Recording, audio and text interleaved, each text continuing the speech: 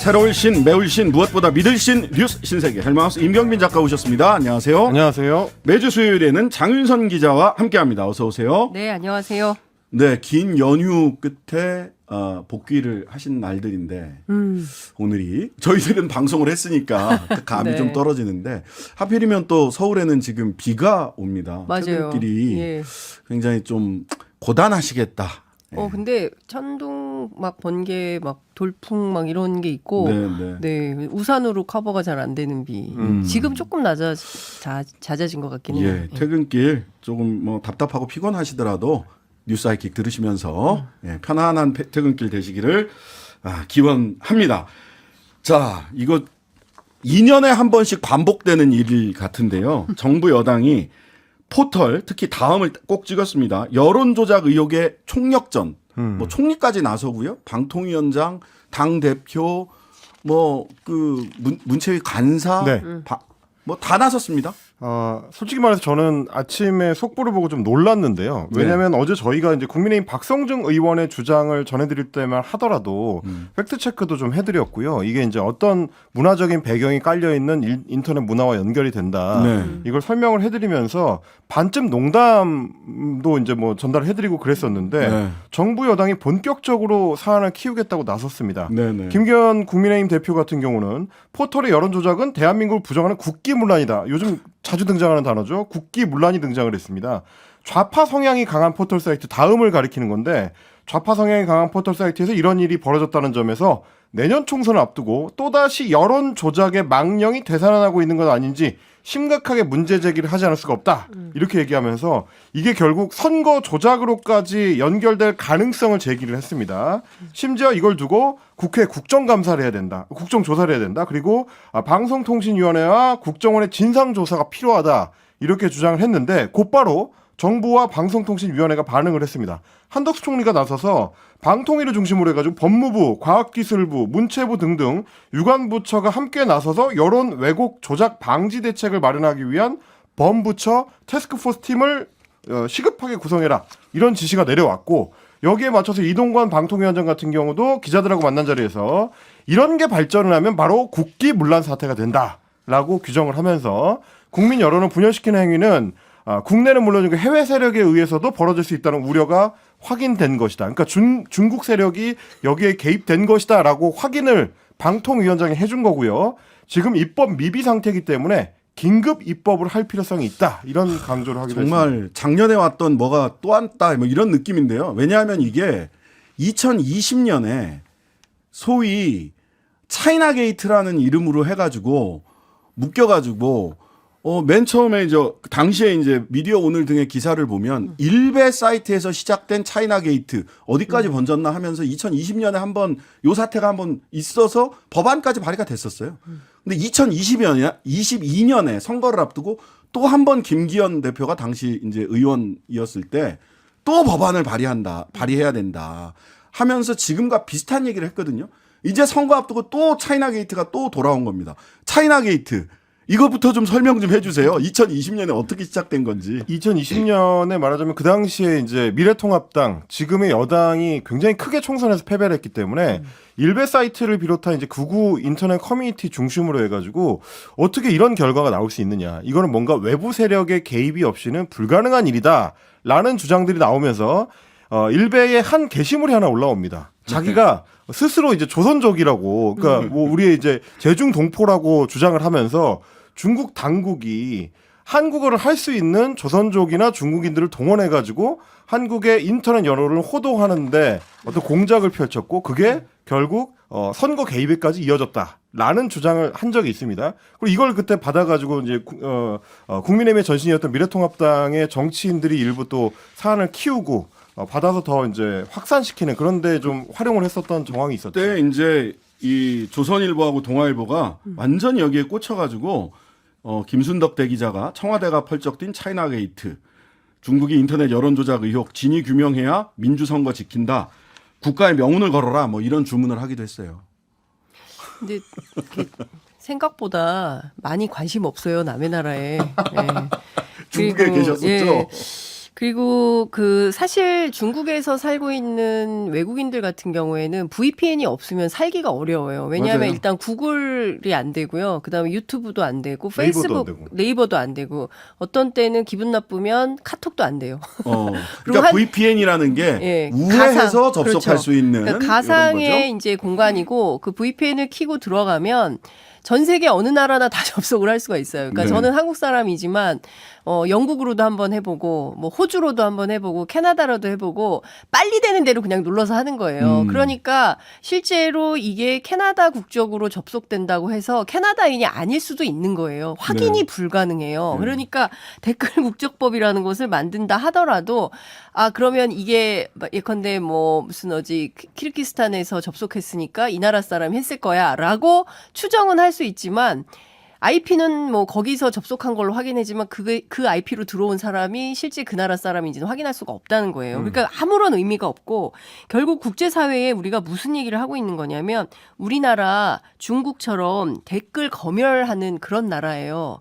북한 광명망처럼 인터넷에 들어오면 누구나 다 확인할 수 있는 그런 나라예요. 우리 이런 표현의 자유가 상당히 없는 나라예요. 라고 국제사회에 선언하는 거예요. 그러니까 이런 일을 왜 하려고 하는 것이냐. 댓글 국적 표기법, VPN 접속 금지법 뭐 이렇게 얘기를 하는데요. 이게 똑같은 얘기가 2020년에도 2022년에도 그렇습니다. 나왔었어요. 근데 정작 국회에서는 어떤 일들이 벌어졌느냐? 네. 국회 검토 사항들 좀 소개해 주세요. 소위 이제 댓글 국적 표기법을 주도했던 게 지금 이 사안을 처음에 촉발한 박성중 의원이기도 한데요. 그때 여론 조작을 막겠다면서 추진했었던 댓글 국적 표기법에 대해서 국회의 소관 상임위원회가 뭐라고 법률 검토 보고를 했느냐면 헌법이 보장하는 표현의 자유 등의 침해 우려가 있는 데다가 현실적으로 국적을 파악하기가 어렵다라고 했습니다. 그러니까 이거는 헌법 침해의 소지가 있는 데다가 만든다고 해서 실효성이 있지도 않다라는 결론이었던 거고요. 그때 당시에 이제 국회 의안 정보 시스템을 보면 그 당시 과학기술정보통신위원회의 이제 수석 전문위원이 김기현 국민의힘 대표가 대표 발의했던 정보통신망법 일부 개정안에 대해서 뭐라고 했느냐? 사용자의 표현의 자유 및 사업자의 영업의 자유를 침해할 우려가 있다. 신중 검토해야 된다라는 의견을 달아서 남겼습니다. 이게 2년마다 반복되는 일이거든요. 2000년, 2022년 그리고 2023년에 그럼 그 반복되는 동안에 그때 발의했던 법안들은 이런 전문가들의 검토 의견, 소관 상임위원회 검토 의견들 때문에 다 소리 소문 없이 사라졌어요. 그런데 이번에 이걸 또 들고 왔다. 그렇다면 이것은 실은 다른 정치적인 의도가 있는 것 아닌가라고 우리들이 많은 분들이 의심해 볼 수밖에 없는 거 아닌가요? 그래서 제가 오늘 국회 과방위 위원들한테 취재를 해봤어요. 이게 네. 왜 이러느냐 도대체 왜 이러는 것 같냐 그랬더니 핵심은 하나죠. 시선 분산. 네, MBC는 시선 집중이지만 국회 여당에서는 시선 분산. 지금 현안이 너무 많고 특별히 지금 당장 그 강서구청장 선거가 굉장히 예민한 핵심 쟁점이 되고 있고 이재명 대표 이제 영장 기각된 이후에 국민의힘 내부에서도 상당히 소란스럽거든요. 네네. 이후에 총선을 어떻게 치를 거냐에 대해서 설왕설래가 막 되고 있기 때문에 일단 시선을 딴 데로 돌릴 필요가 있어서 여기에서 막 이렇게 엉뚱한 것을 치고 있는 거다. 그러니까 결과적으로 보면 공론 기능의 어떤 공론 기능의 신뢰를 상실시키는 거고 결과적으로는 정치 혐오를 부추기고 정치 참여 의지나 욕구를 떨어뜨리는 이런 방식으로 결국 가려고 하는 거 아니냐. 그러니까 이런 것은 앞서 말씀하신 대로 너무나 많은 일들이 있었고 대한민국에 더 이상 이런 걸로 속지 않는다. 제가 보니까 인터넷에 이런 게 있어요. 야, 북풍 안 되니까 이번엔 중풍이냐? 중풍. 예, 뭐 이런 중국. 얘기. 그리고 언제적 다음 악오라냐. 뭐 이런 얘기를 하고요. 중국인의 여론 개입이라고 의심하는 모양인데 미국이 92% 응원 나오면 그때는 어쩔? 뭐 이제 이런 얘기들이 나오는 아니 겁니다. 그 전에 축구할 때 키르기즈스탄이랑 한국이랑 할 때도요. 키르기즈스탄이 한 85% 응원을 받았어요. 카메룬이랑 할 때는 카메룬이 한 82% 정도 응원을 받았어요. 다음 댓글 응원에서 놓고 보면. 그러면은 친 카메룬 세력, 친 키르기즈스탄 세력이 다음 댓글을 점령하고 선동하고 여론을 조작하는 겁니까? 아니 그리고 다 떠나서 응원하는 거잖아요. 어디를 응원하는 건데 이게 스포츠를 응원하는 것 이퀄 이것을 여론이다. 이렇게 이해할 수 있습니까? 이거는 동등하게 비교할 수도 없는 그럼 영역의 일입니다. 그렇게 다른- 따지면은 엘롯기 여론이 가장 야구에서는 센 겁니까? 그게 다른 게 아니고 이제 다음에 클릭 응원이라는 점을 좀 주목할 필요가 있는데요. 인터넷 커뮤니티의 놀이 문화 중에서 인증 문화라는 게 있습니다. 이렇게 남들의 기대를 배반하는 방식의 무슨 사건이 일어났을 때 그 순간을 소위 이제 캡처 화면으로 만들어 가지고 인터넷 커뮤니티 DC 인사이드라든지 뭐 fem코라든지 이런 사람들이 많이 모이는 곳에 올려서 거기서 인정받는 걸 즐기는 문화가 있거든요. 네네. 그걸 위해서 장난을 하기에 가장 좋은 곳이 다음에 응원 클릭 응원 사이트입니다. 그래서 매번 이런 국가 대항전이 일어날 때마다 항상 반대되는 결과를 만들어내는 사람들이 있고요. 네. 실제로 이번 사안에 대해서도 비슷한 인증 사진들이 DC 인사이드에 많이 올라왔다는 이 보고들이 들어오고 있기 때문에 이 사안은 결국 이제 해프닝으로 끝날 가능성이 높습니다. 그렇죠. 그리고 그 네. 얘기를 하더라고요. 그러니까 규모 면에서 네이버에 비해서 다음이 한 10분의 1 정도 네, 수준이 되기 때문에 네이버 같은 경우에는 로그인을 해서 접속해서 막 이렇게 누르면 응원할 수 있게 뭐 그 수는 뭐 굉장히 저도 해보니까 계속 되더라고요. 근데 다음 같은 경우는 그렇게 하면 이게 장사가 안 되잖아요. 그렇죠. 그러니까 아예 열어놓고 놀이나 흥행 요소로 만들었던 건데 이게 갑자기 좌파 무슨 포털로 규정이 그렇습니다. 되면서 이렇게 국기문란 정치적으로 행위가 됐습니다. 국기문란까지 가는 이런 어마어마한 상황이 근데 된 이제 거예요. 이게 2020년 선거 전후, 그다음에 2022년 선거 전후, 근데 2023년이란 말이죠. 지금 닥친 선거는 강서구청장 보궐선거밖에 없는데. 예, 그렇죠. 그러니까요. 그래서 아마 지금 이 순간 가장 두려움에 떨고 있는 사람은 이 중국 세력이 아니고 이 IP 해외 접속을 통해서 장난을 쳤던 인증글을 올렸던 DC 인사이드 이용자가 아닐까. 저는 국내 그렇게 생각이 내국인일 됩니다. 가능성이 높다. 이런 언론 보도도 있더라고요. 지금 예. 보면 뭐 다 IP 한 개로 로그 기록이 있기 때문에 확인해 볼 필요가 있다. 그러니까 결국 이건 조사하면 다 나올 거예요. 어차피 수사하게 될 수밖에 없기 때문에. 아니, 이런 거를 하는데 이 국가의 수사력이나 국가 행정 공무원들의 행정력을 다시 또 투입을 해야 되는지 저는 근본적으로 그게 의문인데요. 노컷뉴스에서는 또 조금 더 구체적인 분석도 했더라고요. 의도에 대해서. 노컷뉴스에서는 이번 소위 여론 조작설을 여당에서 적극적으로 주장하는 배경에 강서구청장 보궐선거가 있다. 좀 전에 이제 장윤선 기자님이 분석해 주신 거와 비슷한 분석을 했는데 국민의힘이 지금 선거에서 좀 불리하게 돌아가는 것 같으니까 패배할 거를 미리 대비를 해가지고 부정선거 프레임을 미리 띄워놓는 거 아니냐 뭐 이런 의구심들까지도 나오고 있다는 게 노컷뉴스의 오늘 보도였습니다. 대통령은 그 향군들, 재향군인회 가가지고 읍면동 향군들을 향해 가짜 뉴스에 맞서서 나라를 지켜달라.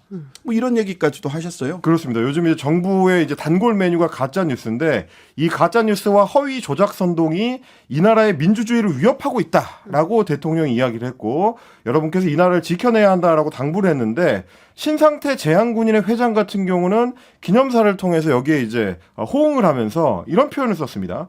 존경하는 윤석열 대통령님, 향군 창설 71주년 행사에 친히 왕림하시어 1100만 제대군인들을 격려해 주심에 깊이 감사드립니다. 저는 이거를 기사를 통해서 접하고 이 친히 왕림하시어라는 표현을 정말 쓴 게 맞나 눈을 의심하는 2023년이 아닌가 싶습니다. 뭐 네. 이 정치권에 제가 물어봤어요. 막 네. 어떤 거 같냐. 그랬더니 이제 윤석열 정부를 향해서 알고리즘 인사 키워드 정치. 이렇게 생각이 된다. 유튜브네요. 그러니까 카르텔로 한 2달. 예. 그다음에 공산 전체주의로 2달. 이제 앞으로 2달은 가짜 뉴스로 갈 것 같다. 그 연말에 또 새로운 키워드가 뭐가 나올지 이런 키워드 정치로 언제까지 국민들에게 좋은 평가를 받을 수 있을지 모르겠다. 이런 암울한 평가 전망이 나오고 있습니다. 네. 친히 왕림 하시기도 하고 그다음에 용 입은 연기를 빨아들이기도 하고 뭐 그런 어제 오늘 이게 민주공화국 맞나 이 사용하는 단어들이라고 하는 그런 의문이 드는 시간들이 지나가고 있네요. 자 결국 어제 오늘 그 노컷뉴스 분석도 소위 왜 그 포털 여론조작 이야기를 국민의힘에서 김기현 대표가 앞장서서 끄집어내고 있느냐라고 했을 때 강서구 보궐선거 때문 아니냐라는 분석이 있는 기사도 있었는데 강서구 보궐선거 판세 지금 어떻게 돌아가고 있는지 오늘 현장을 또 직접 다녀오셨죠? 장 기자님. 저요? 예. 제가 또 다녀왔습니다. 현장에. 네. 분위기 어떻습니까? 제가 이제 오늘은 이제 화곡 팔동에 있는 까치산 시장 주변에 다녀왔는데요. 전 사실 그래도 그 상당히 이제 선거가 있으면 시민들이 적극적으로 또 의사표시도 하고 뭐 이러시기 네, 때문에 네. 분위기가 상당히 떠 있을 거다라고 판단하고 갔는데 아니더라고요. 그러니까 전반적으로 인터뷰는 다 안 하시려고 하고요. 근데 뭐랄까 이게 시민분들께서 좀 전반적인 분위기가 느낌이 어떠냐면 나 살기 너무 힘들어. 나 지금 너무 힘들고 바쁘니까 나한테 정치 얘기 묻지 마.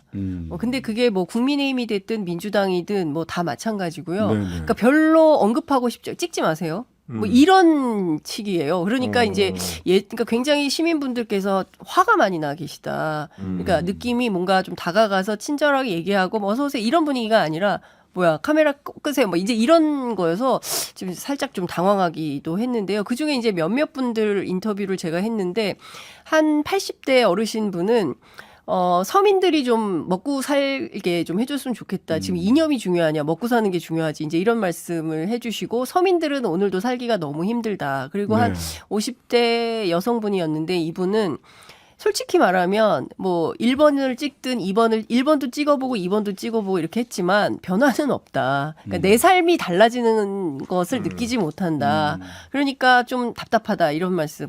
그리고 이제 30대 이제 청년인데 우리 동네 일이니까 투표는 한다. 그러니까 네. 세 분 모두 꼭 투표는 한다는 거였어요. 어. 반드시 투표 참여는 한다. 그런데 이제 누구를 찍을지는 절대 얘기를 안 해주시는데 전반적으로 분위기는 상당히 뭐랄까 차갑다. 차갑고 예. 화가 좀 많이 화가 나 많이 있다. 나 있다. 예. 이 분노의 대상이 누가 될지 보통 투표는 자기가 좋아하는 사람 찍으러도 많이 가는데요. 네. 선거 기획하는 사람들은 대부분 분노를 표출하기 위해서 떨어뜨릴 사람들을 떨어뜨리기 위해서 가는 경우가 훨씬 더 투표 동인이 높다. 그런 사람들은 반드시 투표장에 간다는 거예요. 네. 예, 꼭 당선되고 싶은 사람들을 찍으러 당선시키기 위해서 가는 사람들보다 저 후보를 떨어뜨려야지라고 작정하는 분들이 투표장에 더 많이 간다라고 얘기를 하거든요. 근데 이제 민주당 쪽 그 캠페인 하시는 분은 심판론이 굉장히 많이 올라와 있어서 투표율은 올라갈 것 같다. 그러니까 기존 한 25에서 30% 정도 투표 참여를 했다면 이번에는 민주당 기대로 한 40%까지 올리고 싶다. 네네. 근데 맥스 한 35에서 40 정도 되지 않을까? 이제 이런 기대를